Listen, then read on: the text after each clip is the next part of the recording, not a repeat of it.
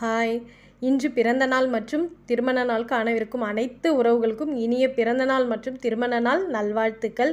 நீங்கள் வாழ்க்கையில் எல்லா வளன்களும் நலன்களும் பெற்று நீடூழி வாழணும்னு சொல்லிட்டு நானும் இறைவன்கிட்ட பிரார்த்தனை பண்ணிக்கிறேங்க. இன்று போல் என்றும் வாழ்க வளமுடன்.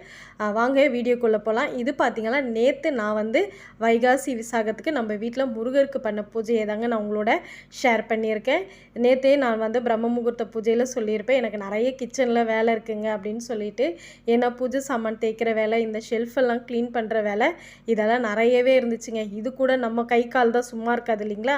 எடுத்த ஒராண்டை எல்லாமே எடுத்து க்ளீன் பண்ணால் தான் எனக்கு ஒரு நல்ல நாள் பெரிய நாளில் பூஜை பண்ணுறதுக்கு எப்போவுமே பார்த்திங்கன்னா பௌர்ணமிக்கு நான் அப்படி தாங்க பண்ணிவிடுவேன். நம்ம கிச்சன் பக்கத்தில் ஒரு பச்சை கலரில் மேட்டு போட்டு அது மேலே உப்பு எண்ணெய்லாம் வச்சுருந்தோம் இல்லைங்களா, அது பார்க்கவே ரொம்பவே அசிங்கமாக இருந்துச்சுங்க. ரொம்ப எனக்கு என்னடா இது கறி துணி தான் இப்படி வாசனை வருதா, எண்ணெய் வாசனை சிக்கு வாசனை வரா மாதிரி இருந்துக்கிட்டே இருந்துச்சு. கொஞ்ச நாளாக நான் இவங்கக்கிட்ட கூட சொன்னேன்.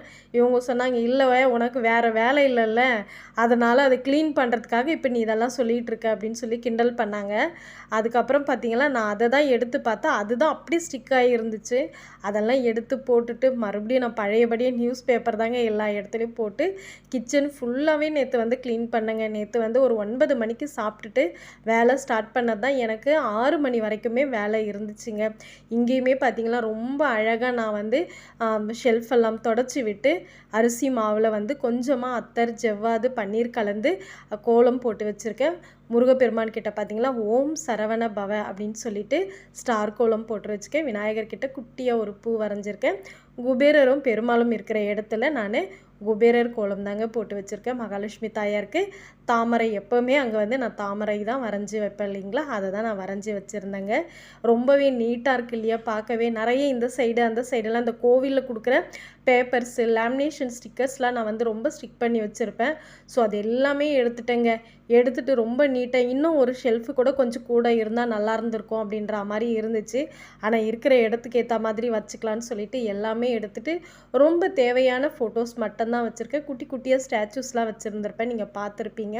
சாமி சிலைகள் அது எல்லாமே கூட எடுத்துகிட்டு நீட்டாக ஆர்கனைஸ் பண்ணி வச்ச பிறகு தான் எனக்கே திருப்தியாக இருந்துச்சு. ஏன்னா நம்ம நிறைய வாங்கி வைக்கிறது பெருசு இல்லைங்க, நிறைய வச்சுக்கலாம். யாருக்கு கொடுத்தாலும் வாங்கி வாங்கி கூட நம்ம வச்சுக்கலாம். ஆனால் அதை மெயின்டைன் பண்ணணும் இல்லைங்களா, நம்மளால் முடியுன்ற பட்சத்தில் தான் நம்ம அதை வீட்டில் வச்சுக்கணும். இல்லைன்னா உரிய இடத்துல சேர்த்துடலாம், அது ஒன்றும் தப்பு இல்லை.